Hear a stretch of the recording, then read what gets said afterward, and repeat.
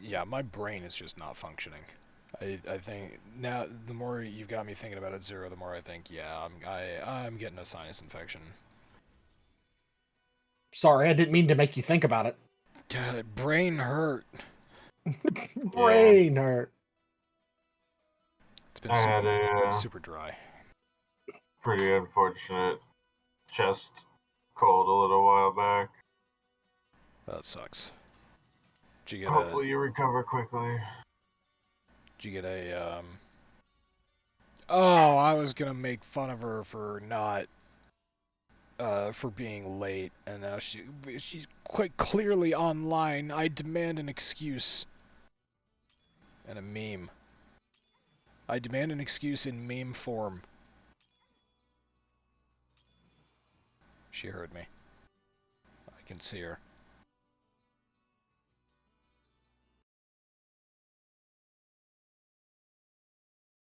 Okay. Anyway. Anywhoosy. Hello, everybody. Welcome to Church of Chonkwij podcast. My name is Disciple of Wong. I get the Keeper of Wong and OmegaConstruct. OmegaConstruct. We're all Wong. Wonga. Wow. Squid, squid, squid. And all squid. God damn. And Masami is not going to be joining. We just found out that Masami is not going to be here, so we're going to ridicule her mercilessly. She can't. We can't talk about the fucking Roll20 stats. I mean, we can. It's just not going to be as fun. This.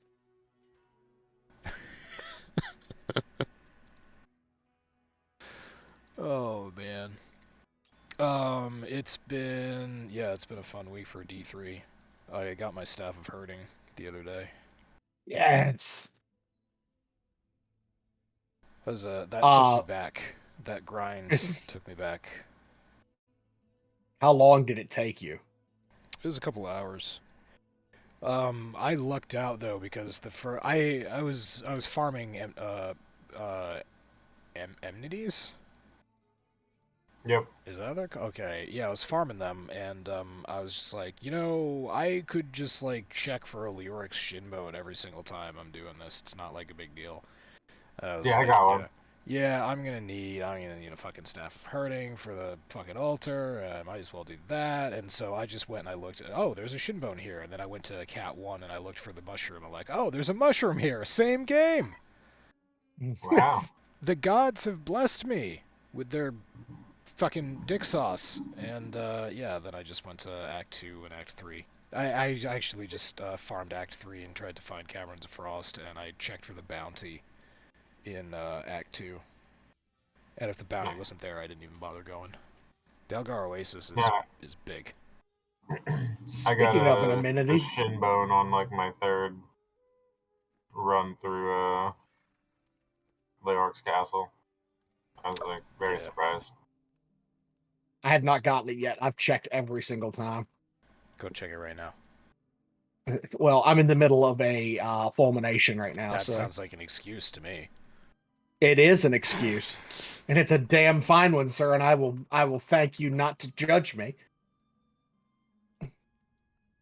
And the other thing, yeah, I'm farming amenities because I keep on running out of brimstone.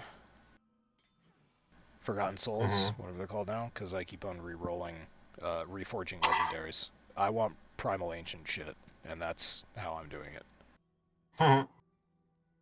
So I just keep on running out of mats. But those are the only things I'm running out of. I have massive stocks of everything except for Forgotten Souls. I will tell you what, I've had a hard time, especially now that I've started re-rolling stuff. I've had a really hard time keeping reusable parts and arcane dust because are mainly vile crystals, because I cannot get enough yellows to drop. I have the first world problem of uh yellows not drop, rares not dropping, but all of the fucking legendaries drop. It is the biggest first world problem I've ever had. So you've got the thing on your altar where your pet picks everything up and breaks it down for you. Yep. Yeah, just farm farm those fulminations. Those I mean, the enmities, whatever. best and anytime you do a map that has a lot of armor racks or piles that you can break or whatever, hit all of those, because every white breaks down into 8 materials, and then you can use the cube to convert them into any other materials that you need if Yeah. you need any of the other colored. So, yeah, the most efficient way to farm any of the 3 base color mats, white, yellow, blue, is just to farm whites and to go from there and just use the cube. That used to be true. That is so. Now the best mat farm, going off my experience, just my experience, the best mat farm for me are these enmities, the things that fulminate into reality.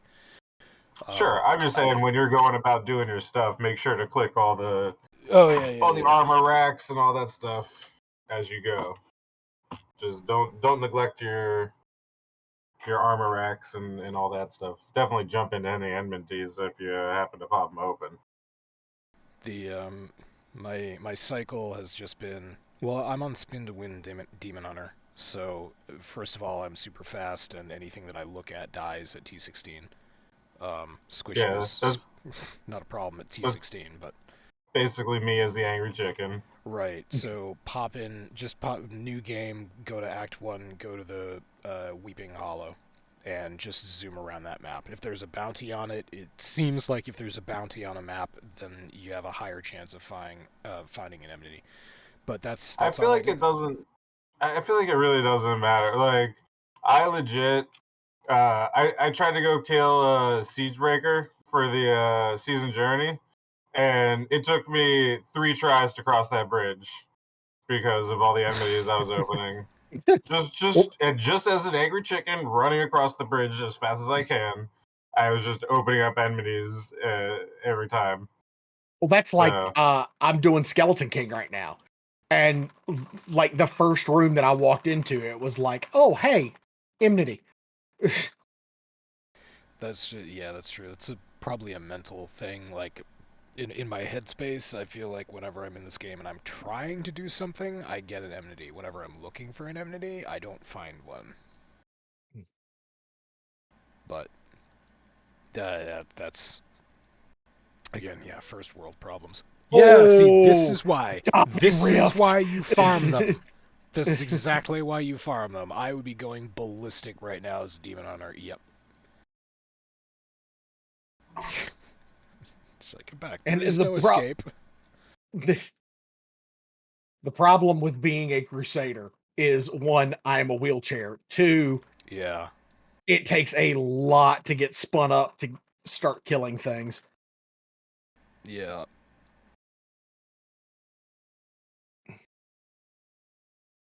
Anywho. Well, and I got the double Death's Breath. It's amazing. I love it. When we're all around one of these nights, we should do an echoing whatever. Yes. Yeah, because I've got 3 of those now. I've oh yeah, I've got a bunch of them. I think I've got like 4 or 5 at least. I've got 1. I've done 3 of them. The highest I could do is 98. Yeah, as a group, we should do it as a group, so we can get up to $1.25. I remember Omega, you and I were doing $1.25 when those things were brand new. It's the highest I've ever calved onto gear. I just did a Grift 82 in 2 minutes. My poor little my poor little cow pet is just doesn't know what to do, is freaking the fuck out trying to get all the gold. Yeah, some of the that I really appreciate the mechanic where they pick that shit up for you, but sometimes my little teddy bear gets way confused. You're just running back and forth between 2 spots, not picking anything up, and it doesn't matter if I have to actually move off screen so that it snaps out of it. But it's only happened a couple times. I think it's cute. It's not yeah, a big deal. I mean, we are asking a lot of them. We are. They've never had to do before. So yeah, I'm gonna cut him a little slack. They have Oh an yeah, shield pylon. entirely new page on their job scope, and they haven't gotten a raise. A raise in this economy? You're saying to the thing that's responsible for picking up billions of gold. Oh man, oh that box. As Stay nice away as from the that box. is, I gotta say my favorite quality of life is auto pick up all of the orbs in rifts. Oh Yes. yeah, that is really helpful, especially when the Millennium Falcon shows up. Yeah. Yeah, that's one of my favorite quality of life upgrades on the You're right. altar. It should be one of my favorites as well, because as Spin to Win Demon Hunter, especially if you have Speed Pylon going, last season it was very common for me to just roll right over one of those orbs and it didn't pick up because apparently I'm going too fast. Gotta go fast. Jesus. Game just doesn't I just register. did a Grift 83 in a minute and 39 seconds. Jeez. Chicken fast. I think Walks I did a into 90-second 90. Walks into Grift, bagok. Everything dies. It's real fast. This is my favorite kind of build. I just gotta go fast. I don't want to. I don't care if I push leaderboards. I just want to go fast. That's what Diablo 3 is for me. I want to play fast builds. Farming. It's the best for farming. I just want to be fast. I gotta go fast. I want to bash into walls. I want to be speed farm Titania. That was my favorite. That was the best. I've had the same thought. Gotta go fast. Yeah. I love this chicken build. It's great. What's Linus playing again? What class did he roll? He's doing monk. Oh, so he's pretty fast too. Oh yeah. Well, monk's got basically infinite teleport. Right. Like Dash. monk is fuck, doesn't matter. Yeah, I mean it's teleport. It goes across barriers and it can go from It can high go to low. It can go through and walls, shit. which is my fucking favorite. It's not a dash. It's a teleport. The ability could be called what they want to call it. It's fucking teleportation. It's amazing, and most builds for monk are built around having that at least as a being able to do that as often as you want, being kind of a core part of the build, and certainly with what's his fucking build called? It's the Enos. Yeah, the Enos Mystic Ally build. Mystic Ally, that's what it is. Yeah. You just teleport around like crazy. I was watching. I like the chicken, and that's fun. I've done Innas, and it's great. I really like the chicken because you're actually just running around really fast, and it's hilarious. Witch Doctor has always, I think, kind of been my favorite because his speed builds are literally just him running really fast.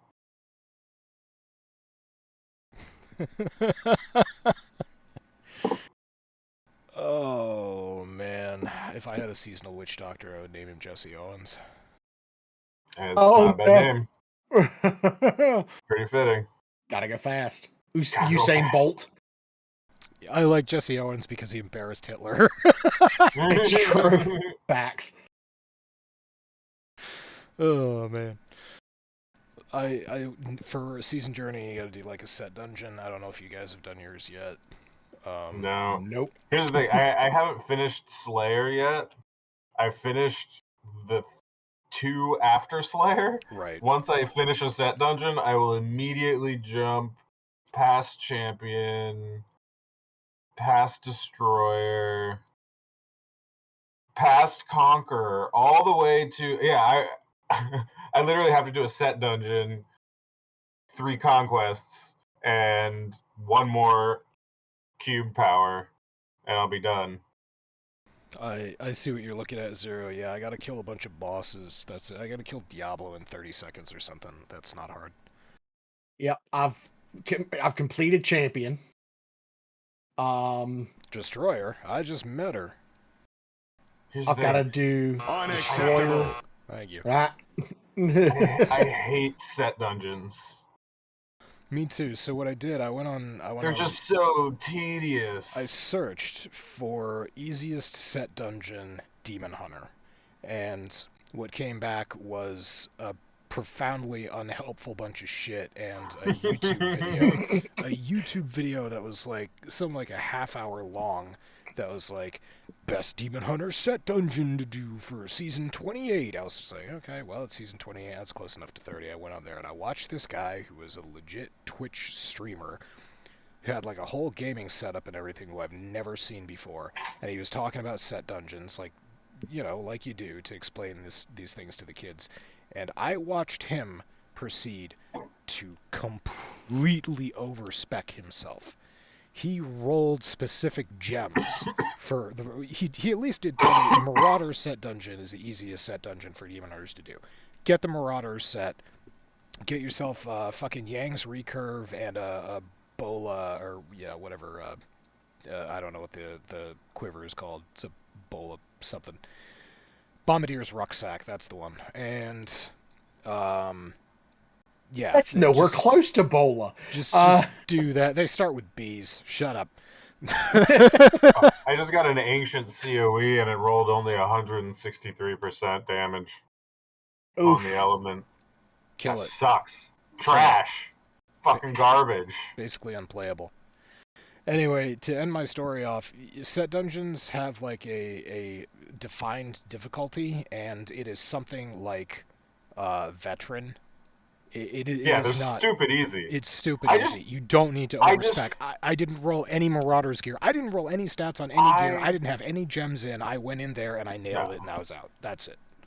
I just find them so tedious and inane and like just it's such a waste of fucking time to even go through the effort to make a build. I fucking hate set dungeons. I hate them because of the conditions are stressful, and I get stressed out going into them because I don't want to fucking fail and have to do this again. Yeah, it just gets annoying. But yeah, I did the Marauders. What is the stipulation on a set dungeon? I've never done one. Each one is different. You have to be wearing a 6-piece in order for the thing to even spawn and let you in, and then once you're in, it tells you what you have to do depending on what you're wearing. There's two of those. You can complete it and then you can master it. And for each one, it's something different. It's like, you got to kill this many things, but to master it, you have to like hit some arbitrary number of enemies with an arbitrary skill or something. Yeah. So Zero, for the Marauders dungeon, to complete the set dungeon, you need to kill 140 enemies while you have at least 3 turrets out. That's easy. To master the dungeon, you have to complete the entire thing and kill all the enemies in the dungeon without letting any of them near you, letting any of them come within melee range of you.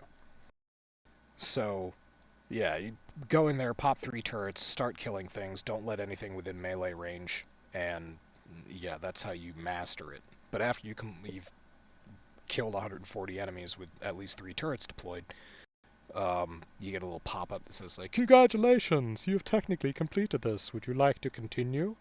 There will be extra credit. So for the Spirit of Erekir set, which I'm currently wearing, will give you a handy. Yeah, go ahead.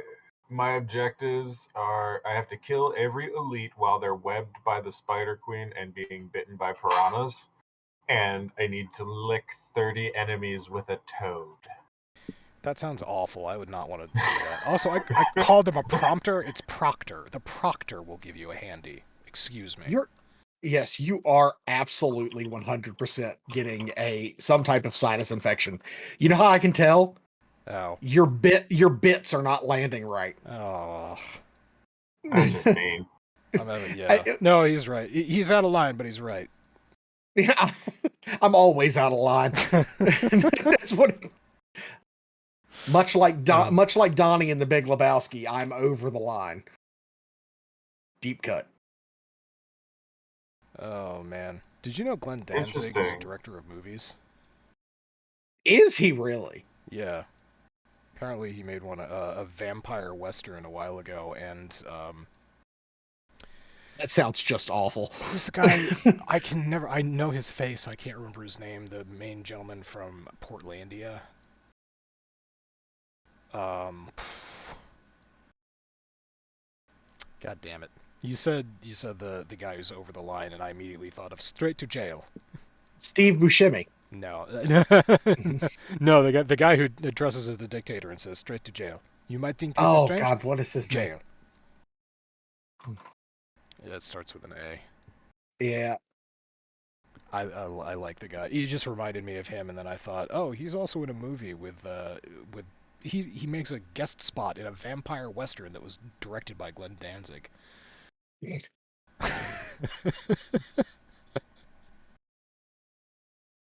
Only Glenn Danzig could get away with a vampire western. It's really not a fantastic movie.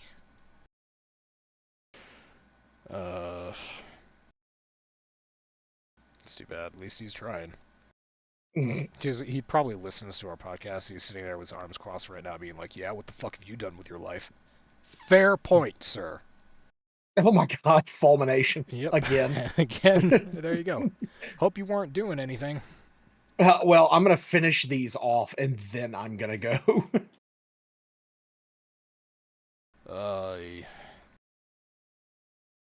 Anyway, yeah, I'm glad to see that Crusader's got some nice build going and all the rest of that, but he's still too slow for me. Yeah, I did not think that through when I made this, and so now I actually do have I do have a monk built. Oh, that's God, right. which build is it? Tempest Rush build. Yeah, the Tempest build. Yeah, and I love it. It's fun. I'm walking through T16 and I barely even tried. Like all of my gear is the lowest possible level that it can be. It is absolutely atrocious, and I'm just walking through T16. That asshole lead pack was sitting there down the stairs taking pot shots of lightning at you while you were walking up top. It was. Who the fuck do they think they are? Stupid goats. It's all right. I'll purge them in holy fire. Get the flamer.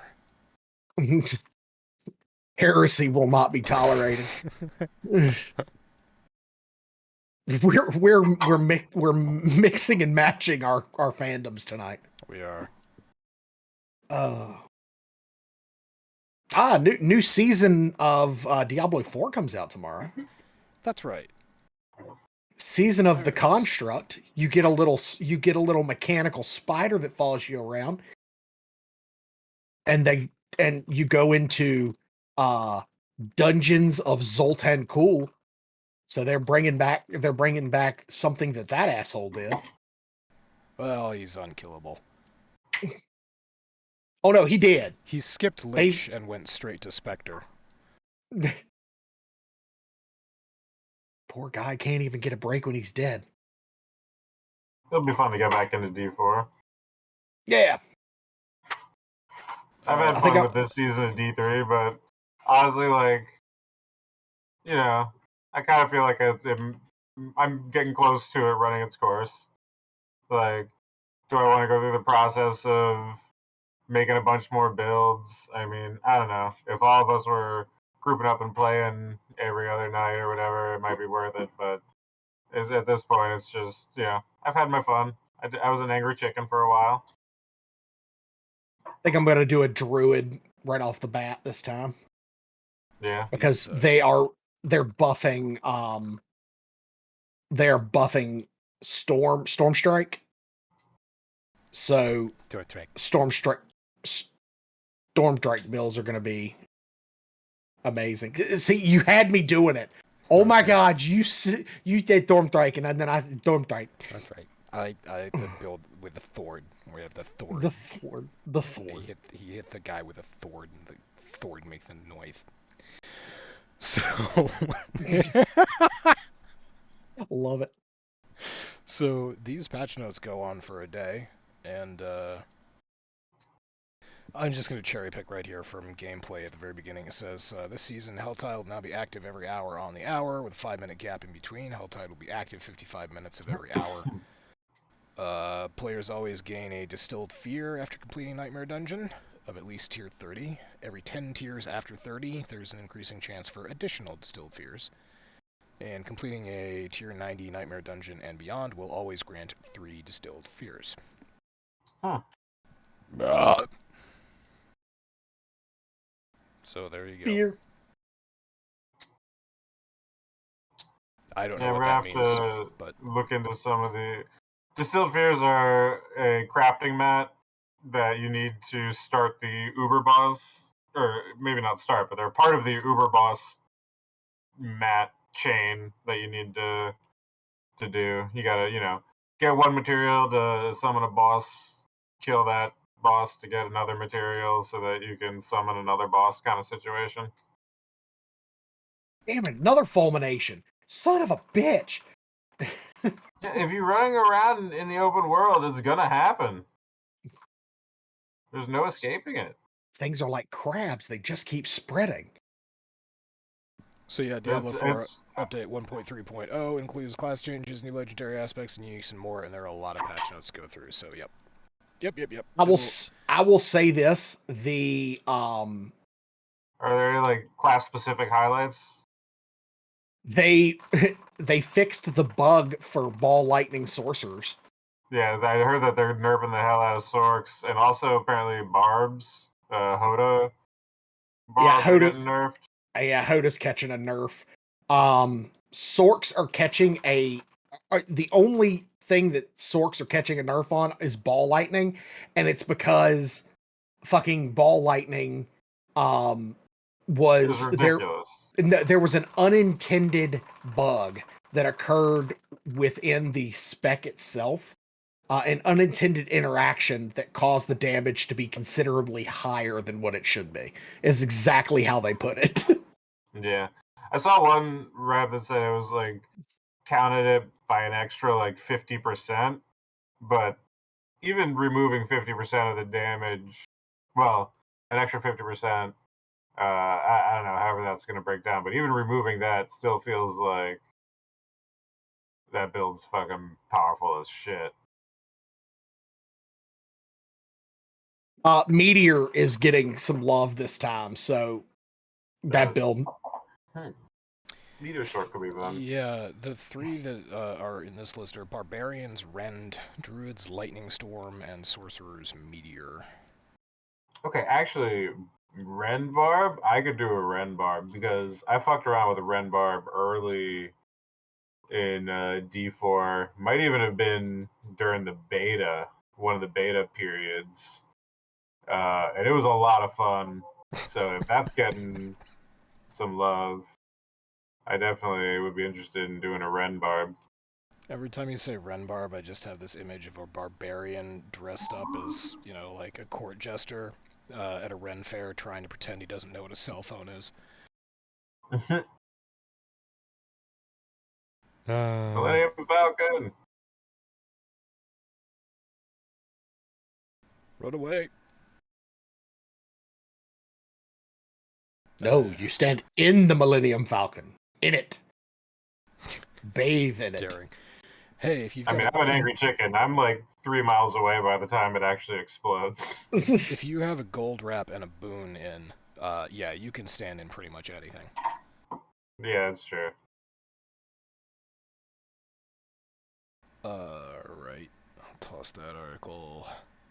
We're gonna talk about D&D stuff, and it makes me so sad. Zero, what the fuck? Destiny will finally let you change your face. Yes.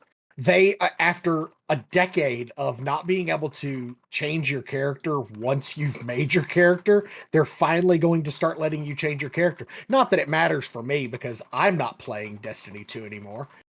because of the other article that I posted. But yeah, Well, Destiny 2 causes crabs. no, Bungie came out, and when they got bought by PlayStation, they said, we will not be laying anybody off. 6 months later, they turned around and said, hey, we're laying people off. And I was like, okay, kind of a shitty thing to do. You came out, you said that the PlayStation merger was going to help you and that you weren't going to be laying anybody off because it actually helped. And then you turn around and laid people off. Kind of a dick move. Now they're hiring 1,400 more people because, shocker, you get rid of people and it ends up screwing up your development timelines. And imagine that. And now they're hiring 1,400 more people, or bringing in 1,400 more people. That Yeah, sounds but like like a very that's well thought out plan. that's just how it works. Like you lay people off when you don't have the work, and now they have the work again, so they're gonna bring a bunch of people back.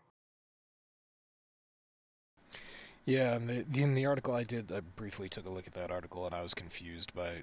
They thought that they were hiring so many people, and Bungie came back and was like, "Well, no, we have like contractors outside of Sony and inside of Sony," and they just defined numbers. But yeah, that's what they're looking for. No, they don't. Bungie does not actually have these employees that we're talking about. They're contract workers outside of Bungie, or outside of Bungie, but still somehow within Sony. So, not exactly 100% sure. I didn't do a great job reading that article, if you want me. Neither did I. It's fucking I bougie. just To me, it's one of those things where, like, at the end of the day, they have corporate overlords, and if their corporate overlords say, "Hey, we need you to lay off this many people," you got to do despite it. your best intentions and what you may, and like, hey, they may have been told when the merger happened, like, yeah, we're not going to lay anybody off, and then 6 months later, PlayStation rolls around and says, "Hey, remember when we said we're not going to lay anybody off? Well, we changed our mind." You may have spoke too soon on that. Yeah, it's one of those things. Maybe we take it for granted because we've been working for a while, but yeah, when someone's getting taken over, when I read about some company that's being bought out or taken over or something, and they say, "No, we're going to keep all the employees," I don't believe them. And if I was an employee there, I wouldn't believe that either, and I would start looking for a new job. And if I didn't get fired, great. I didn't waste my time looking for a new job. I explored opportunities. Maybe I got a raise out of it. And if they do fire you, if you were at least looking for a new job, you get proactive. So, don't believe corporate. Moral of the story. What's the best thing to do to get enmities to open? Go Act 1, Weeping Hollow. Just run around until one opens up. Just Weeping Hollow? Find maps with... Weeping Hollow has high enemy density. The other one is Fallen Ruins or whatever the hell in Act 1. Just go to places with high density mobs and kill things. I just find it annoying because, like, I don't... Oh, I hear a Dobby. Oh, blood Dobby. You dead. These dobbies poop blood and should see a doctor. Omega, if you join on me, I just had one open up. Alrighty. Also, keep an eye. If, Zero, if you're in the mood for hunting for mushrooms, then it's Cat 1, you probably know the tile, and it always is in the southwest.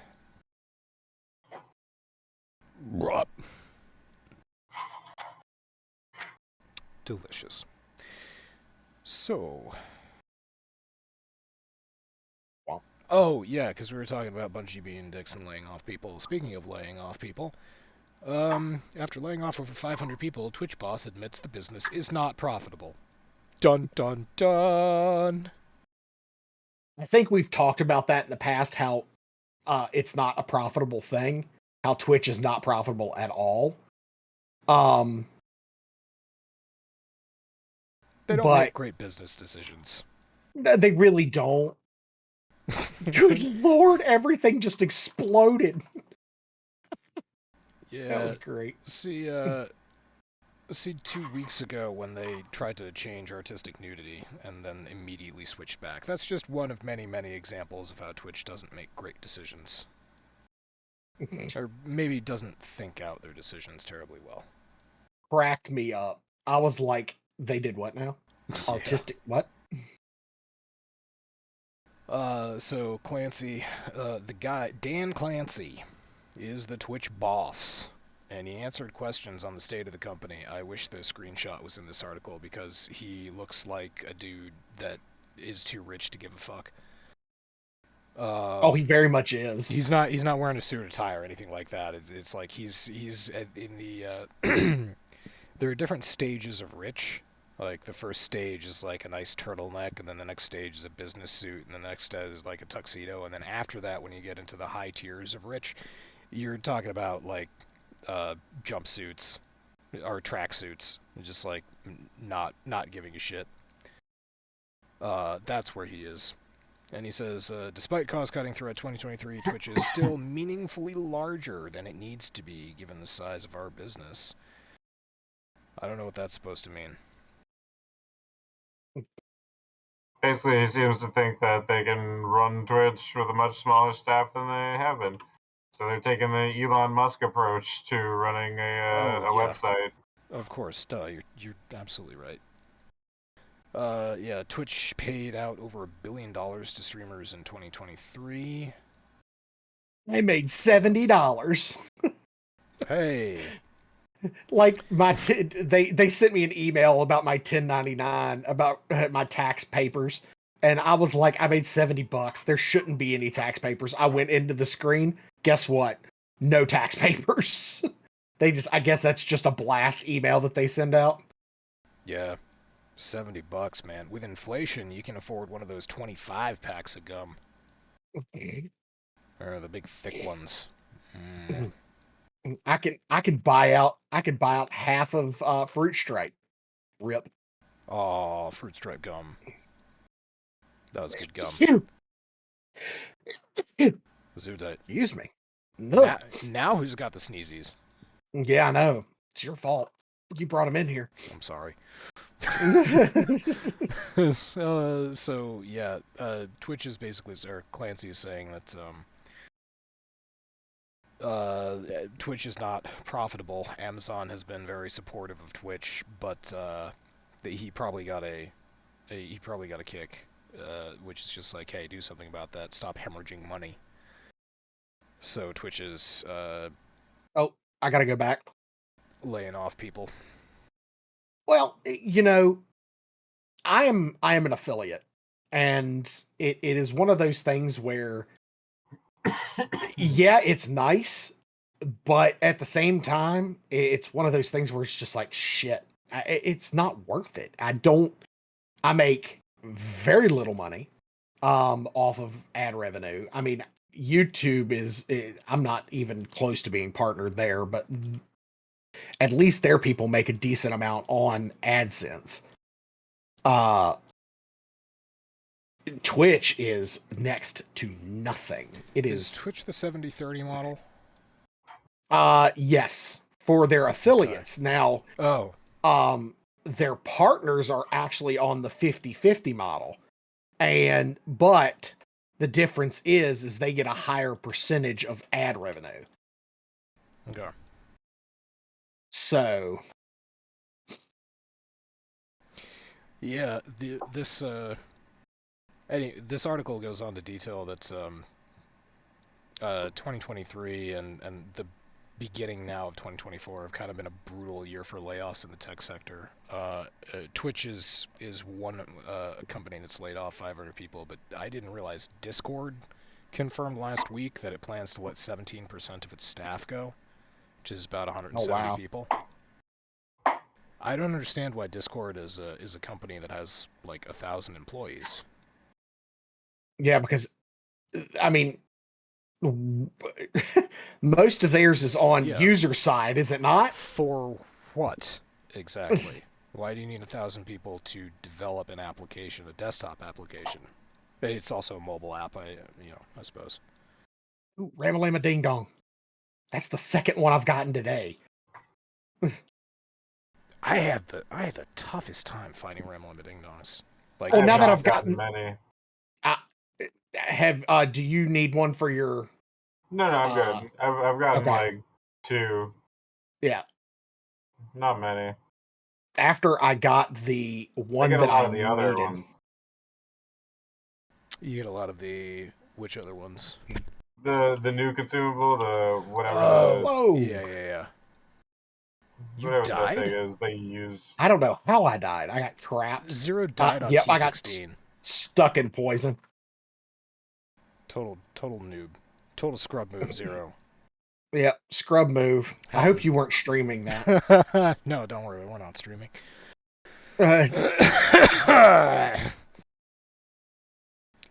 Anyway. Oh, and Unity was also hit with sizable cuts. About 25% of its workforce got affected. So the boom in the tech and gaming sector that occurred during the pandemic has worn off, and companies are now feeling the result of people returning to work and not gaming so damn much. Well, a lot of companies also are starting to force people back into the office. I got to go back to town. A lot of people, a lot of companies are starting to force people to go back into the office, and a lot of people aren't having it. They're like, no, we don't need to. There's no sense in this. There is no purpose of commuting, and also we work better from home. Yeah, I'm familiar. I've read a lot of people making those arguments. Well, I mean, me personally, the company I work for, we sold off the building that we were in here locally just because they were like, you know what? It's better for you guys just to work at home. Don't need it. So I wonder if it's a threat to more a threat to management than anything else, because if you have like team leaders that are exclusively responsible for just going back managing people. No, you know what it really is? They're afraid of losing the investment on all the real estate they spent on office space. Mm-hmm. That's 100% what it is. They spent all the money on real estate. All these companies built these lavish offices. They dumped all of their excessive fucking profits into this real estate. And if people don't start going back to the office, all that real estate is going to sit empty. There's going to be a major collapse in the commercial real estate, or I guess the business real estate sector. How are you going to maintain your shitty logo if you don't have a building that just screams the character of success?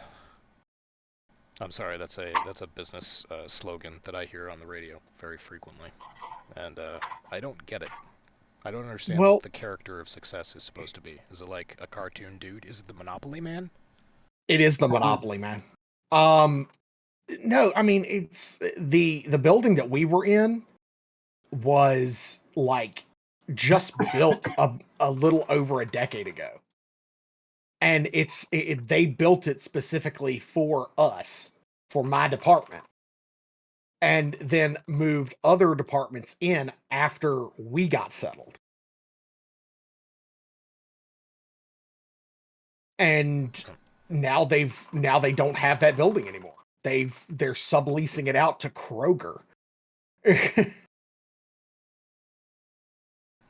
Boy. So, yep, I hope you don't work at Twitch. Hope you don't work for Discord. Hope you don't work at Unity. Yeah, not a good time. But enough about the business world. Let's talk about Halo. Well, oh God, not Halo. yes. Let's talk about a TV show that's supposed to be about Halo. Apparently, Pablo Schreiber, who plays Master Chief on the Halo TV show, wasn't in favor of having the sex scene with Master Chief.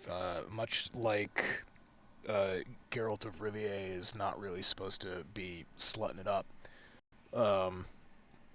And what's his name? Henry Cavill objected to that.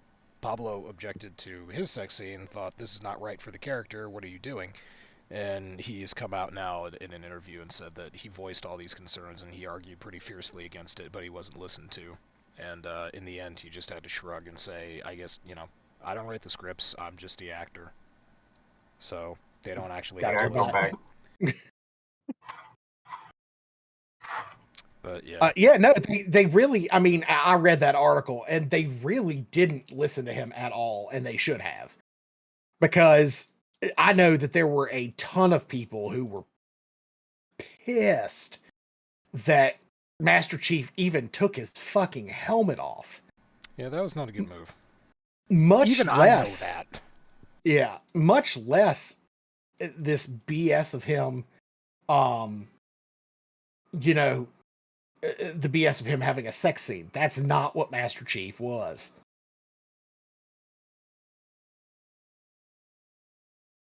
So Master Chief was a badass space marine that he was in love with the hologram, as Omega has said many times. Hopelessly in love with the hologram AI inside his head. He had the Kroger from Archer all over again. Listen, Creaker, sorry. I don't even blame him. Cortana was fucking hot. Yeah, boxy on the Xbox 360, but still pretty hot. Those squares were hot. As more and more polygons got added to the character model, she developed a massive dumper. But still, it's the evolution of Cortana. Yeah, it's sort of by a the thing. end, she was getting pretty. Got some tickle bitties. She got thick. Oh damn! I hit the thing. It's alright, gotta be fast. Yep.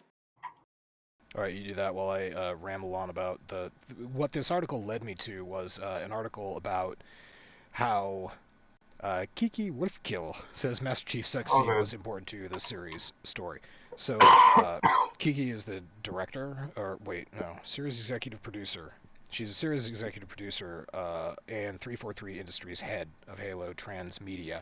Kiki Wolfkill has asserted that the widely panned sex scene between Master Chief and Maki was an important element of the story. And whatever shitty story she was telling. Yeah, see, that's the thing. Quote, there was a lot of conversation leading up to whether or not to do it, would do that or not, and it was a tough one. And she goes on to say, I will say that there are a lot of different opinions and voices. I will say from my perspective, having the audience getting to understand what it means for him to make that sort of a human connection with someone, with Maki, was important. And I read that statement, I was like, you clearly do not understand this character at all. You want to show Master Chief having a human connection? Omega has sent me a whole bunch of fucking screenshots of his collector's edition that just detail the lady scientist who is in charge of the Spartan program, viewed as by the Spartans like a mother. Put that in your fucking show. That's canonical. It already exists. You want to have a human connection? How about with his mom? Yeah, Dr. Halsey, I believe was her name. Yeah. I don't know, but I believe you. So it was just reading through this and reading through how people were perceiving this producers were perceiving this character versus the audience who have been playing these games and living with this character for like a long time. There was such a disconnect between those two, and every single point that this person brought up was just out of touch.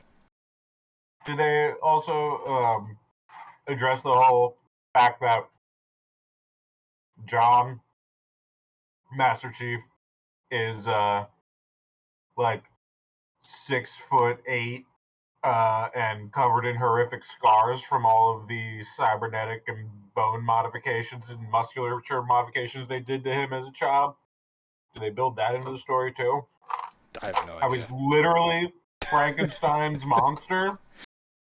I don't know. I didn't watch the show. I heard it was shit.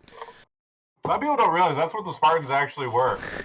They weren't just like indoctrinated as children and trained to be super soldiers. No, they were like surgically altered, given like crazy growth stimulants and steroids and fucking Implants.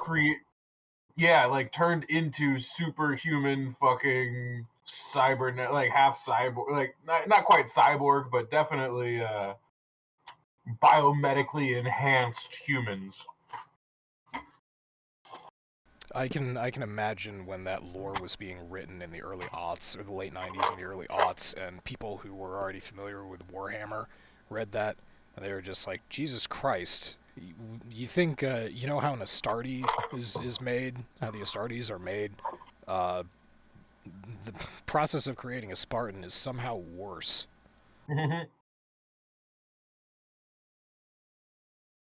Because the Spartans, they're just doing it to kids. Right. To create an Astartes, you need a gene seed, and you do actually alter someone. You know, but they're usually an adult who have proven themselves, and yeah, it's painful. And they also put implants in you. They grow various mechanical implants within you, and turns you into a giant hulking space marine. But yeah, no, they implant. I mean, if I remember correctly, from what I understand of when making Space Marines, those bitches get extra hearts. Oh yes, everything becomes redundant. Yeah. You get redundant everything. I mean, it is just insane. I was listening to some lore on YouTube, and like it's like Jesus. I knew this this universe was dark, but holy crap. You think Klingon physiology is impressive? Hoo boy. Take a look at a Space Marine. But anyway, yeah, that's what I've never actually gone down this rabbit hole and seen what producers argued versus what the fans argued. I know that Reddit was super pissed off when Master Chief took his helmet off, and then they got super pissed off again when he fucked. But I never You got space, Omega? What's that? You got space in your inventory? Oh, yeah. Okay. There you go. Neat. Yeah, I never read what the producers said. Also, I think they have a screenshot of Cortana in here, in this article from Halo Season 1, and I was like, yeah, you should have had the relationship with Master Chief and Cortana again. You made Cortana really pretty. Like, fans would have appreciated that. That's more interesting for forming a human connection. Is like he can't form a connection with a human being. He's got to do it with his virtual girlfriend, and he has to learn how to, deal with humans or some shit. I don't know. It seems like there were so many directions that this could have gone in. I don't know why they wanted to have a sex scene in the show between Master Chief. Have all the sex scenes that you want. There are plenty of people in the show other than Master Chief. But, yeah. Like, that's the thing. Like, Master Chief does not need a human interest. He does not need a human interest storyline. Like, he does not. No, he does not. That's not a thing. He doesn't have a personal life. He doesn't have like hobbies or free time, or like, he's not a person. He's a fucking super soldier. He wakes up, fucks shit up, and goes back to sleep. He sleeps. Sometimes he sleeps too. Sometimes, like, I'm talking like, whatever fucking hypersleep bullshit they call it. They literally just keep him in fucking storage until they need him to fuck shit up, and then they wake him up and he goes and fucks shit up, and then he goes back to sleep. That's literally how the first Halo starts. He's woken up out of like cryo sleep. You are woken out of cryo sleep because you need to go fuck shit up. That's what he is. He doesn't have friends. He doesn't have hobbies. He's not like, oh, that was a long day of work. I'm going to go to the bar and relax. No. He fucking fucks shit up until it's time to go to sleep again. As you were saying that, I was just like, yeah, you remember that one Halo game that ends with Master Chief getting back to the ship and saying, "Wow, that was a real doozy. I can't wait for my vacation in Cancun." You don't remember that because it never fucking happened? Oh, okay. Yeah, Master Chief doesn't take leave. He doesn't have vacation. Fucking hell. I was trying to think of a good example of a character that's just Deus Ex Machina who comes in at the end and wipes out everything, and then the movie's over and the main characters are like, well, thank goodness for that. That's Master Chief. And there are a surprising Yes. number of people who enjoy good cinema who do not know about the movie Forward Until Dawn. The only reason I know about it is because you told me about it, Omega. That's how It's you so tell good. that's how you tell a Master Chief story. It's not about him. It's about this school of cadets that comes under attack, and then at the very end, Master Chief shows up and fucks everything up. Master Chief comes, fucks shit up, rescues the kids, and then he fucking bounces because he's got shit to fuck up somewhere else. Because this shit that he had to come fuck up interrupted the shit that he was fucking up before, but he had to come rescue some kids. So he paused the shit he was fucking up somewhere else, came here, fucked shit up, and bounced back to continue the fucking shit up somewhere else. Like, that's what Master Chief does. That actually That's happens. great. That happens a bunch in Warhammer, actually. Astartes are on their way to commit genocide, and then something interrupts their genocide, so they have to go and commit genocide somewhere else first before Well- they can go back to committing genocide where they were originally planning to. So is Warhammer like alternate? Like, is Warhammer like, a long time ago in a galaxy far, far away, or is it like far future of Earth humans? It is millennia. It is the 41st millennium of humankind. So But like, so it is Earth future human. Like, yes, we are Gotcha. we So, are in the second then millennium. okay, so our headcanon is just that the Spartan program eventually led to Warhammer. It could be. I mean, yeah, the Spartan program just progresses. Well, in about when did the Halo series take place approximately? Is it still like 2000 something or other? Check here. It's the 2400s. Is it 2400s? Okay, so it's like Star Trek time.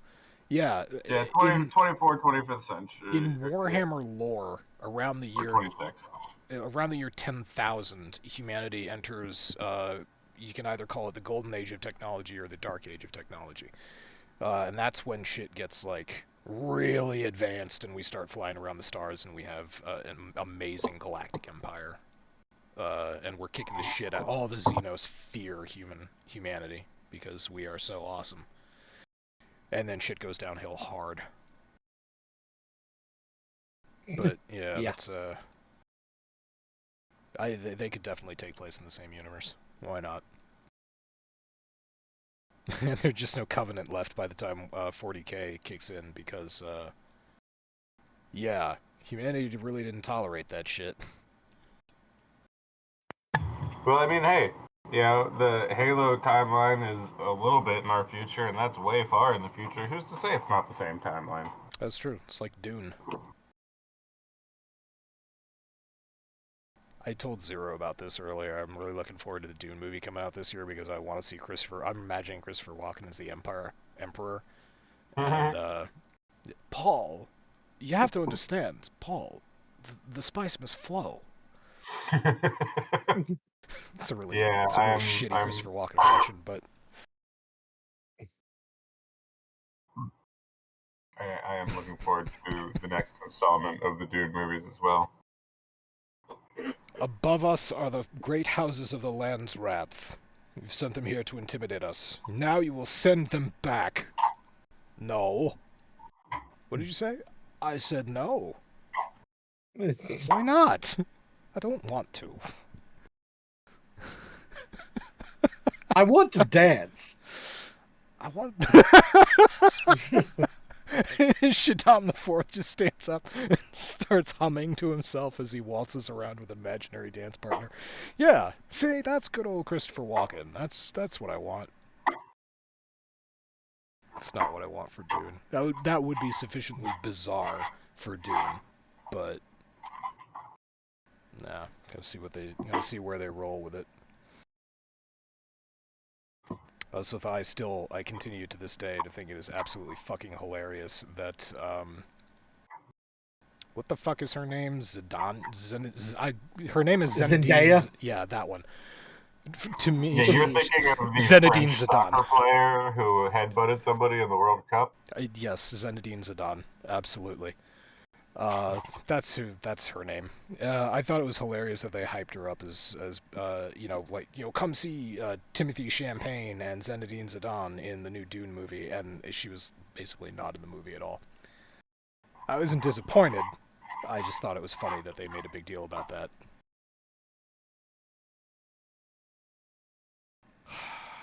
Oh. Wait, hang on. Did you call him Timothy Champagne? Yes. I appreciate that.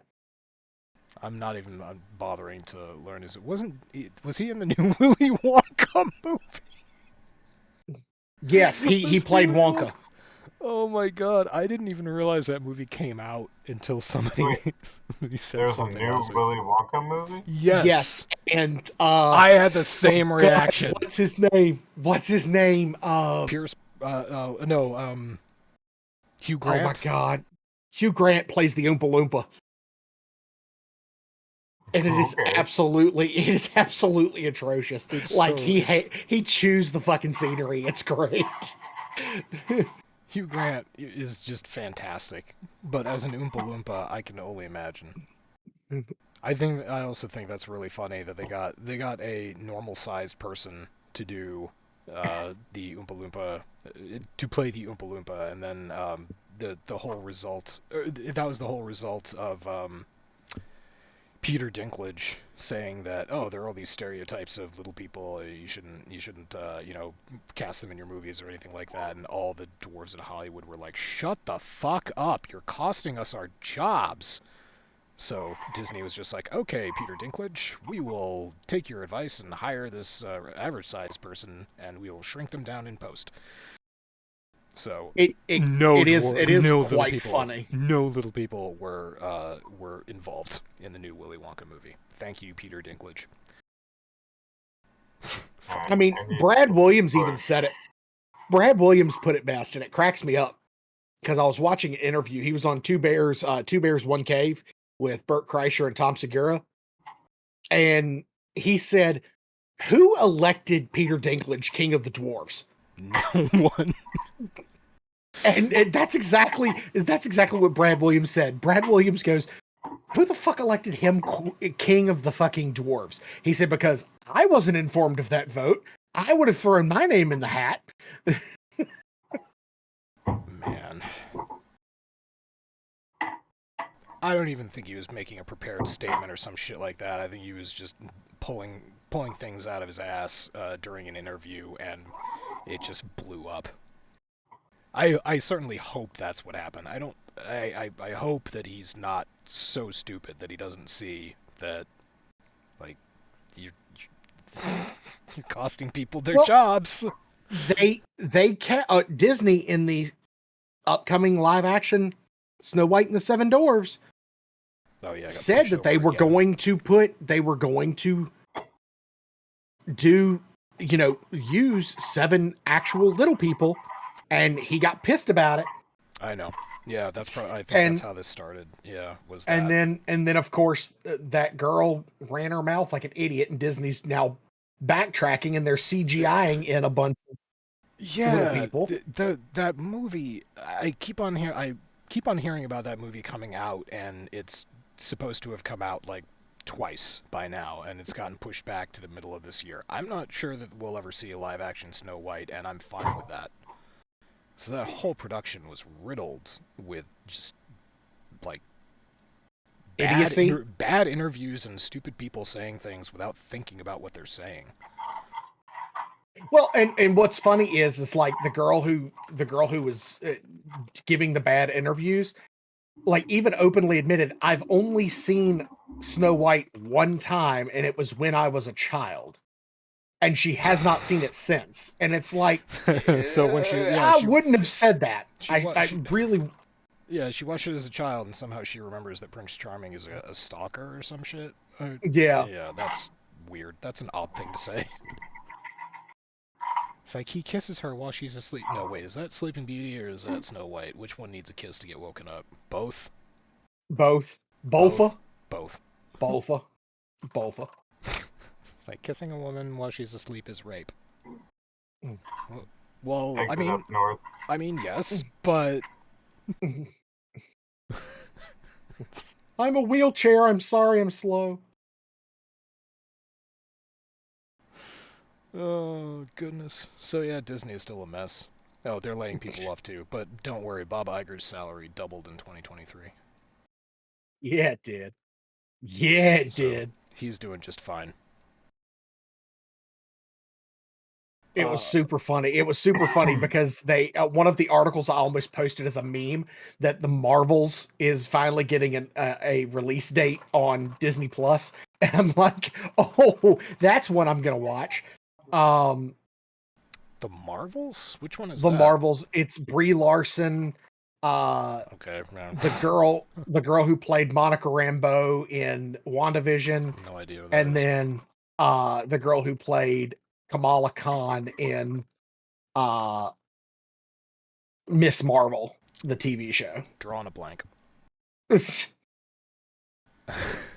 Okay, well, I knew one of those people. But it was so funny. The this weekend my wife was like, she goes, "Hey, do we have Netflix?" And I was like, "No, we got rid of Netflix because they don't, they don't allow screen sharing anymore." And she goes, "Oh," she says, "I want to watch the Barbie movie." And I went, "Okay, that's on Max." Which we do have because it's part of our cell phone plan. And so she's watching it, and I'm playing video games, and then I go out there, and it catches my eye for 30 seconds, and I'm stuck out there for the last hour and 15 minutes of that movie because I can't look away. You know, It is an absolute train wreck of a movie. having actually seen the movie now, we discussed it briefly on the podcast after I had seen Oppenheimer. I hadn't seen Barbie yet, but we watched it. We Omega recommended Barbie, and I recommended Oppenheimer, just as because they're actual movies. But having now actually seen the Barbie movie, my favorite thing about it is how nothing changes. It's true. The world is just as bad at the end of the movie as it is at the beginning. Nobody learns their lesson. Actually, people learn what's going on, but they joke about it and don't change.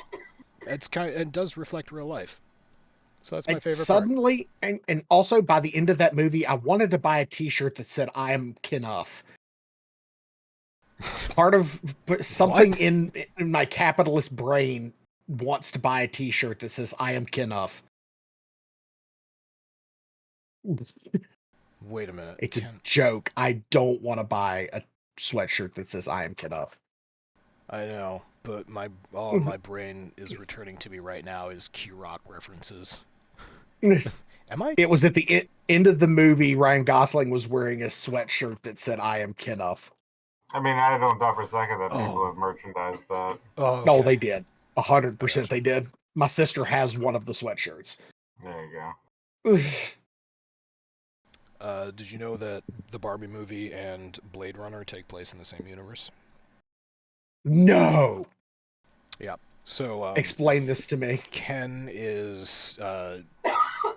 Ken wakes up from his life of being basically a second-class citizen, and he is disenchanted by the Barbie world by the end of the movie because, again, nothing changes. It just goes back to the Kens being second-class citizens. It's like, can we maybe have somebody on the Supreme Court? No, but we'll give you like one representative in the House. And yeah, he's discouraged by that whole thing, and so he leaves Barbie Land and he goes to the real world and just falls into depression. But he is effectively made of plastic, so he's immortal. He doesn't die. And then he becomes a detective as future goes on, and he becomes Agent K. Here, so K is for Ken, and there you go. He's a Blade Runner. That is great. Oh my God. It all makes sense now. And he can't have a can't have a relationship with a real woman because he's, you know, made of plastic. So there you go.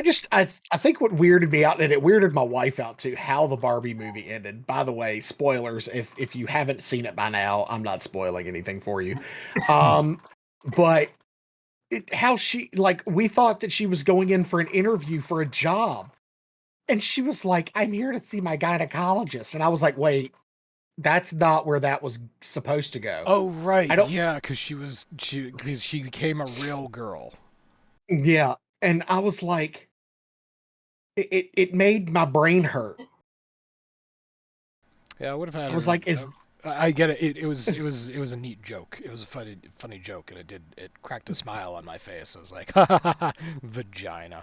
But yeah, I probably would have had the character going in for a job at Mattel or something iconic. You know, have her be the new lady in charge of Barbie. Whatever. What do I know? I just watch movies. I don't know how to make good movie story. Anywho, Google is spying on us, and we all know it. Yep, it's true. They are.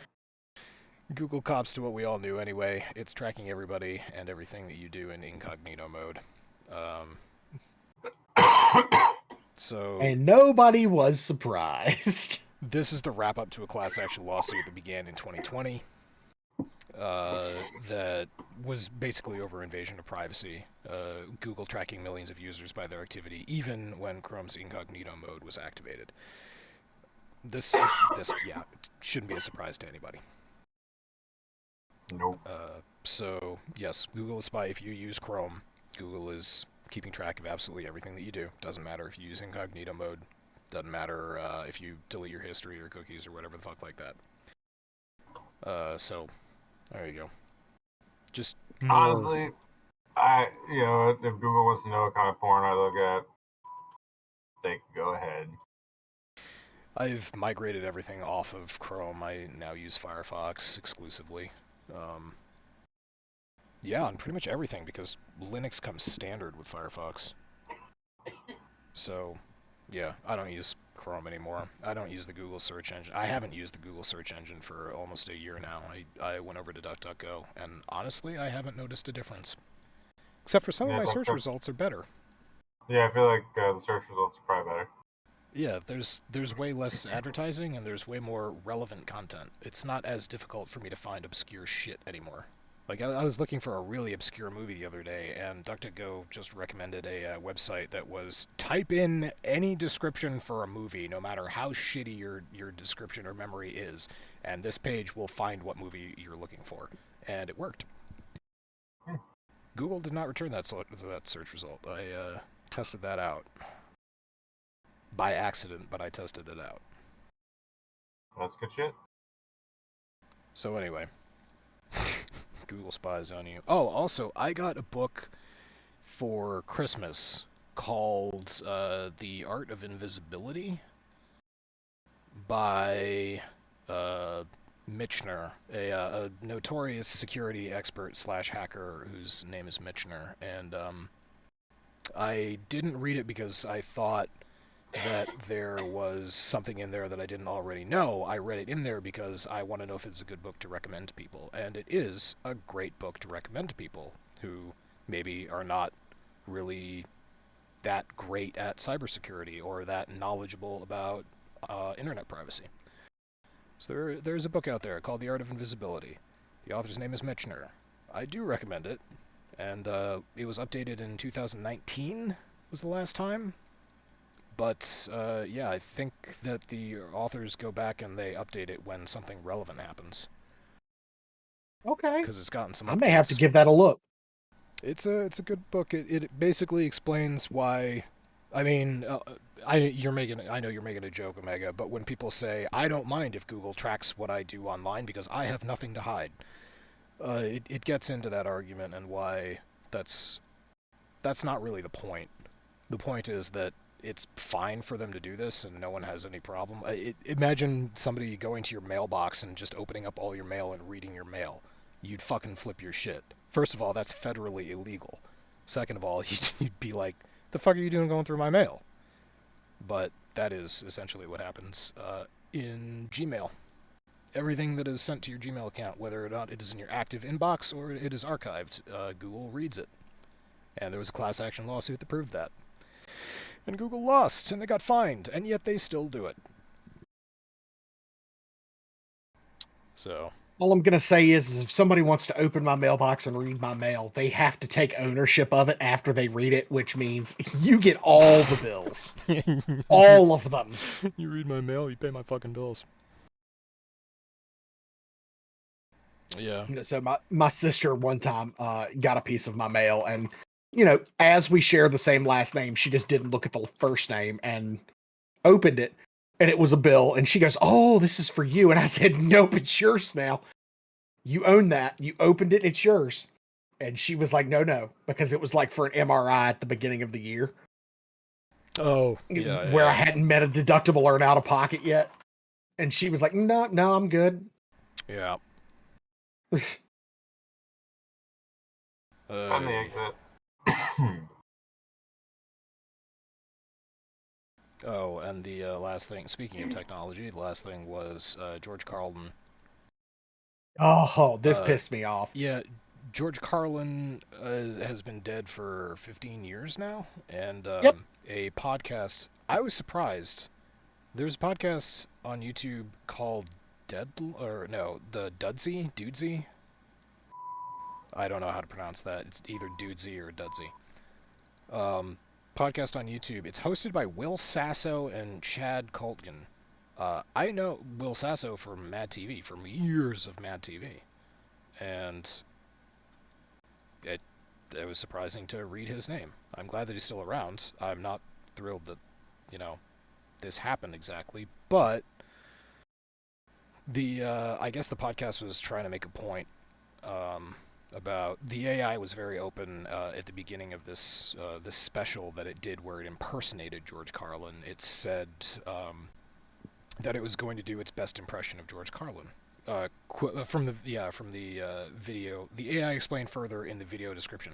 For the next hour, I'll be doing my best George Carlin impersonation, just like a human being would. I tried to capture his iconic style to tackle the topics I think the comedy legend would be talking about today. So they were open about how this was a parody, and this utilized ChatGPT and various AI art generators. But yeah, George Carlin's daughter got a hold of it and just released a tweet that said, "My dad spent a lifetime perfecting his craft from his very human life, brain, and imagination, and no machine will ever replace his genius." Which I agree with. Oh yeah, George Carlin, a fucking legend. I mean, just a fucking legend. And the fact that AI that like anybody would consider trying to have AI impersonate somebody like him, it irritates me a little bit, because George Carlin was my first introduction to stand-up comedy. Like, Yeah. as a kid. Ooh, it's one of the shimmery ones. What does that mean? It's got shimmers on the screen. I think this is one of the dream ones. Basically, like super dense enemies. Nice. But no, I'm a huge fan of George Carlin. I have been for years. You know, I have all of his albums, all of them. And I actually got to meet him. He performed in Roanoke 3 weeks before he died. And my mom happened to work at the Civic Center, and I got to meet him. Now, I didn't get to get a picture with him because he charged for that kind of stuff, as you would do when you're that famous. But,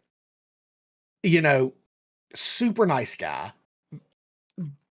wildly hilarious. And it was just, it just irritates me. Well, either of you remember the vacuum cleaner commercial that came out with the dead celebrities dancing with a vacuum cleaner? Oh, God. This was years ago. This was before deepfakes were a thing. But I remember many similar opinions being brought up is that, you know, this is not how people should enjoy their legacy. Dancing with a vacuum cleaner seems kind of fucking cheap. And doing having AI recreate George Carlin. So I'm guilty of really enjoying a certain YouTube channel that uses uh, AI voice generators to basically have Sir David Attenborough narrating Warhammer 40k lore. That's great. Parodies are one thing, Yeah. and I mean, even impersonations are another. But you know, this is where you guys start having a conversation about where lines need to be drawn. Yeah, so that's why I brought up the celebrities dancing with the vacuum cleaner, because that was cheap. This is, I'm not sure if the podcast here with Will Sasso and Chad Culkin were, if they were trying to make a point, if there was like a larger story to this that the article just hasn't touched on, or if this was just like, haha, see what we can do. So Yeah. yeah. I mean, Plus, this was ostensibly original material that was all written by ChatGPT, and then it was piped through a voice generator to make it sound like George Carlin was speaking it. So this is entirely fabricated, and I guess I guess that's where I would draw the line. It's just like you've asked ChatGPT to write a George Carlin routine and then speak it in George Carlin's voice. What end? That doesn't seem like parody. This doesn't seem like you're making a point other than people shouldn't do this, which right. is a fine point to make. I just wouldn't expect that coming from a comedy podcast. It's like us trying to be serious about social issues. Well, no, I mean, I disagree with that point because comedians are one of the group of people, artists that are at serious risk uh, from AI, their careers. Like, if, you know, an AI can just write, comedy and, networks think that that's cheaper and they can put on a show created by AI, that's a problem. Like, That was the purpose behind the writer's strike, or so, the last Hollywood strike, whatever. Yeah, actually, you know, as I said that, well, as you were making your point, you it reminded me of something else, which is that a lot of comedians use humor to say things that are poignant and relevant. So maybe it's unfair, without getting further into this, to say that this YouTube comedy podcast was not thinking about what they were doing. Maybe they gave it a good bit of thought. I mean, I'm a fan of Will Sasso. I don't know who was the other guy. Uh, do, do, do, do, do. Why did spacing? Chad Culkin. Yeah, I'm not sure exactly who that is. But regardless, yeah,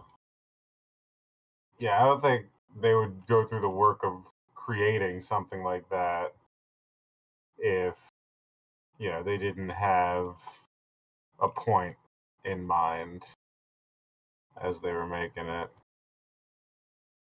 Um, but, another important point to make is a lot of comedians are also writers. Mm-hmm. And, like I'm saying, artists who are at risk, you know, that's really, I think that's the point they're trying to get out here is if, we're going to let AIs basically steal the comedy, like, it's a language model. So how did it learn how to impersonate George Carlin? by stealing all of George Carlin's material and creating a derivative work, which strictly violates copyright. Yeah, oh, very much so. So this is, what a lot of these AI companies are facing right now in the courts is what they're allowed to do in terms of, what sources they're allowed to use to train their models. So it's really interesting. Would an AI be able to recreate George Carlin without directly ingesting George Carlin's material? Probably not.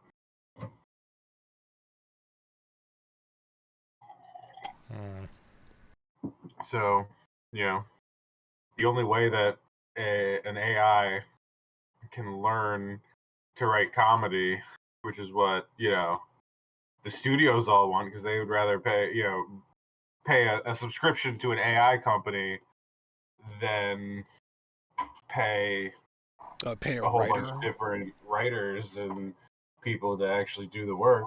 Yeah, a writer who needs time to be creative, who needs to be in a and creative mood to produce material. And not to mention, needs to be paid a wage that they can survive and live on. Yeah, we're completely unreliable time frames for projects, and we're paying you money. Yeah, I completely agree with you. They would be much more inclined to just tell a computer, "Do this now, please." The computer's like, So yeah, okay. would an AI language model be able to create comedy if it didn't first steal comedy? Yeah. I'm imagining Data as ChatGPT and the holodeck routine where he's with Guinan and he's trying to figure out what's funny, and he gets that guy on stage doing the impression of Jerry Lewis. Yeah, he's just totally ripping off bits. Yeah.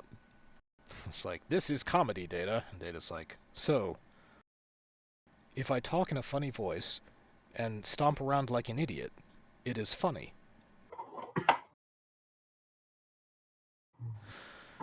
Oh, man. Star Trek was way ahead of its time.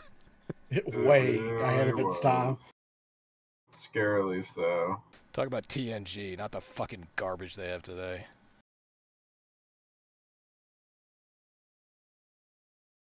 Oh well. Alright, yeah, the only other thing were the most popular character name on D&D Beyond was Bob, and he was a human fighter. And if Masami were here, I would go over the Roll20 stats for 2023. But... Oh, there was something I wanted to add. Zero, maybe you can answer this. On D&D Beyond, there are claimables. So, Gale was the most popular Baldur's Gate 3 character that was from their collection of downloadable Baldur's Gate 3 character sheets. So, did D&D Beyond have character sheets for all the NPCs or all the playable characters in Baldur's Gate 3? They do. And why? Yes. I don't know. But it's yeah. No, Gale was probably because Gale, for all of his faults and being extremely rapey, He is wickedly powerful. Yeah, I guess he is. So, where do you get a Crispins from? The ring? Yeah, Crispinsons. It's just a ring. Yeah, it just drops. Yeah, it's like any other. You keep running for it. Yeah. Honestly, what I would recommend is just make a bunch of yellow rings at the jeweler and then upgrade them. Upgrade. Yep. Yeah. In the cube. So here's the thing about Necromancer that was always a pain in the dick for me. There aren't too many classes that have unique rings just for those classes. But boy howdy, does Necromancer have the most. In a close second, I believe, is Barbarian, because they have the skull, whatever, ring that does Whirlwind, and a couple other rings. But yeah, Demon Hunter, for example, they're the only exclusive Demon Hunter ring, I believe, is the Natty's set ring. All the rest of them are from the generic pool that drop for every character. So that's why you're going to have a fun time getting a fucking Crisbanes. My Angry Chicken build has a monk-specific ring. A monk-specific ring? Or, sorry, Witch Doctor specific. Oh, the Zuni ring? No, it's a Ring of Emptiness. Oh. Oh, that's right. No, maybe it's not Barbarian in close second. Maybe it's Witch Doctor, because you have Tall Man's Finger, Short Man's Finger. Yeah, Emptiness. What else? You got another ring. Oh, the Zuni ring, obviously. Yeah, Witch Doctor might be second to Necro.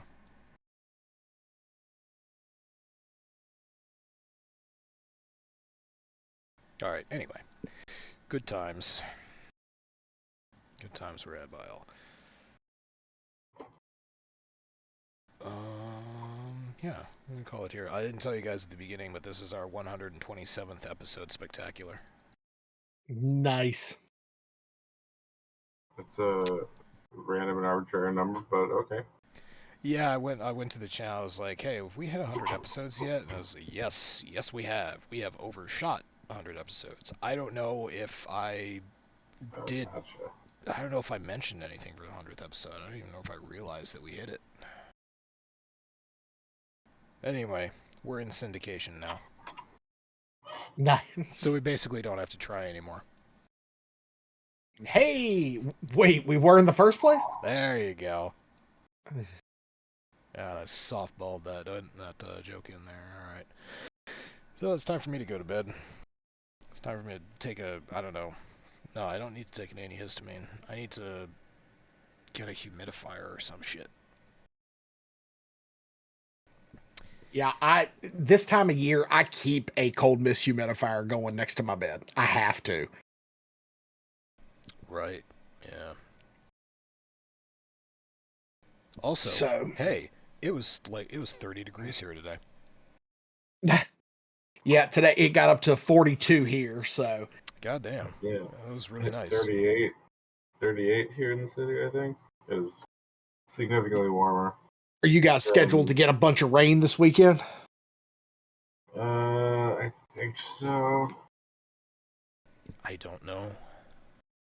Yeah, we are getting starting Wednesday, running from Wednesday to it's next Monday. They're calling for rain here. Fuck.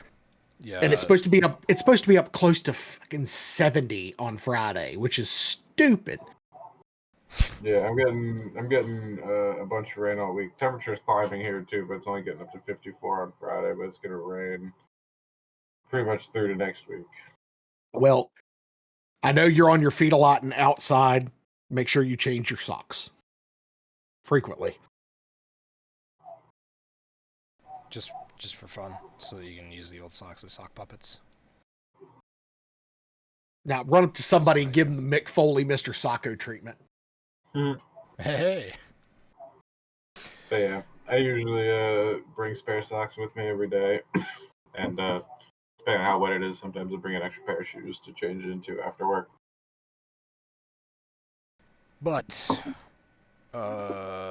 for tonight, yeah, that's the end of the podcast. Penis, fuck Winnie the Pooh, fuck Putin, fuck Linus Tech Tips, fuck Elon, and fuck Nestle. There we go. Fuck Bungie. You know what? We're gonna add that one on my behalf. Fuck Bungie. Fuck all the stupid people in the world that say Bungie. What about Ubisoft? Because they told us that we need to get used to not owning our games. Yeah, the internet sort of took that one and went a little too far with it. But it was a stupid thing for that dude to say, and it drew my attention to the fact that Ubisoft's stock has been pretty dramatically dropping over the past 6 months specifically. It's been going down for about 2 years, but the last 6 months have been rough. The funniest thing about that is that, I mean, we already are used to it. Most people are, yes. Like, none of us own games anymore. We I own have Baldur's Gate 3. licenses. We have licenses to play them. Yes, yeah, most Steam games you have a license to play them. Yeah. That was the Not argument. just It's like, Steam. Not just Steam. well, Pretty much every that's all I service. use. Even if you buy a CD, even if you buy a disc or like buy physical media, it's still just like the install data, and you're then being licensed to play the game. Right. I feel like there's Like, another podcast here where we can remember. Wasn't there like a reselling issue for old physical media? Wasn't it like a decade ago? Didn't this become a legal battle? Yeah. Xbox, when they first did the Xbox One, they were attempting to get rid of the ability to resell media. If you Oh. bought a disc, and you attempted to sell it, it would basically be a brick. The next person who would buy that CD or use that CD in their console would be unable to use it because that CD's particular license code was tied to your console. this like They did away like, with it. but like that was odd at the time for the console world, but we've been putting CD keys into games on PC since the fucking 90s. Yeah. Yes. Asterisk. That didn't really because I get what you're saying. When the internet became a pretty stable feature that everybody had, all of a sudden we had online activation for stuff, and it would on many games it would check to see if that CD key was valid.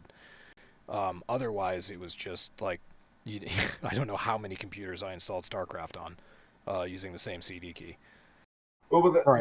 that's the thing. For a lot of them, it wasn't even online verification. It was just to check something. It was just Right. like, does this number fit the format, of a CD key? So like, but yeah, it still had that sort of built-in, verification process where you couldn't. So I don't know. It's one of those cases of like,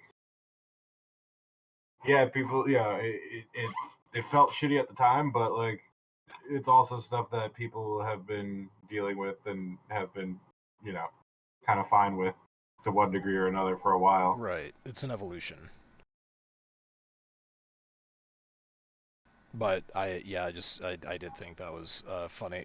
I didn't think it was a funny statement. I thought it was what an odd thing to say.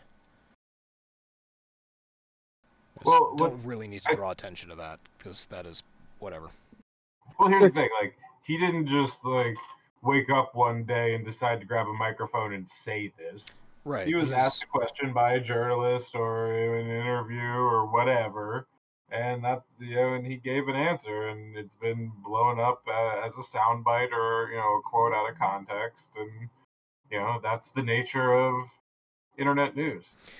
Well, no, I read the full answer that he gave, and the question was, you're right, it was a question about online services or always online services.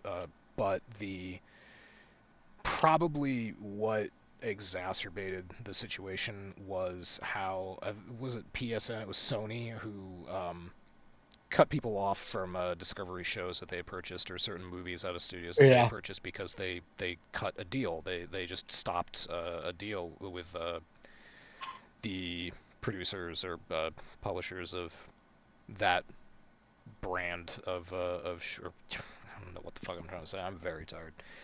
But yeah, people basically went to they turned on their PlayStations one day and they went to watch a show and they were informed that they no longer own those shows that they paid for because Sony was no longer in a deal with whoever was producing these shows.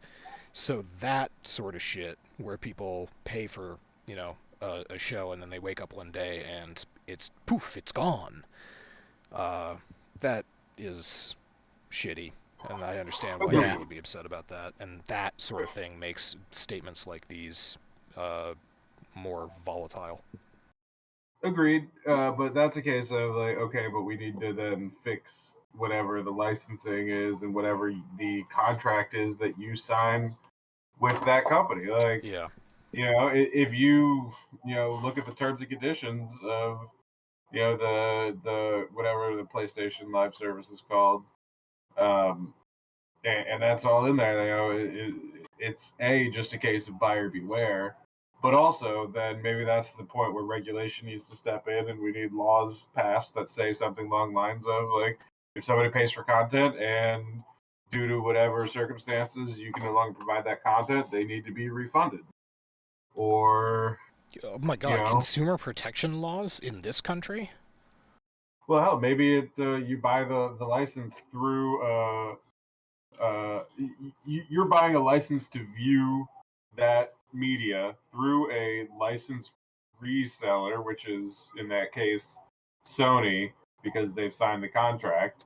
Uh, if if Sony's ability to distribute the product no longer exists, well, maybe then that license that you paid for, because the money that you paid went to the creator of the media through Sony, you know, hey, maybe that license needs to transfer to them in whatever new service they are offering to, you know, their library to. Who knows? Some solution needs to happen. So yeah, in situations like that, obviously that's super shitty. If you actively pay for something, then you need to at the very least be reimbursed. Well, I will say this, and this is the last thing I'll say about the whole thing. Sven Vinke from Laren Studios, the CEO of Laren Studios, did respond to this and said, whatever the future of games looks like, content will always be king. But it's going to be a lot harder to get good content if subscription becomes the dominant model and a select group gets to decide what goes to market and what not. Direct from developer to players is the way. God bless this man. He is an international treasure and he must be protected at all cost. I mean, the man wore a full suit of armor to the Video Game Awards. God bless him. Carried out like 7 trophies. Yeah. So. Oh, good guy. All right. But. Well, that's a good note to go out on then. So, anyway, yeah. The year would have come along, same time, same place next week. Penis. Fuck Putin, fuck Winnie the Pooh. And all the other, yeah, fuck Linus Tech Tips, Elon Musk, Nestle, and Bungie. Bungie. Bungie. Bungie me Angie, please fix. Oh.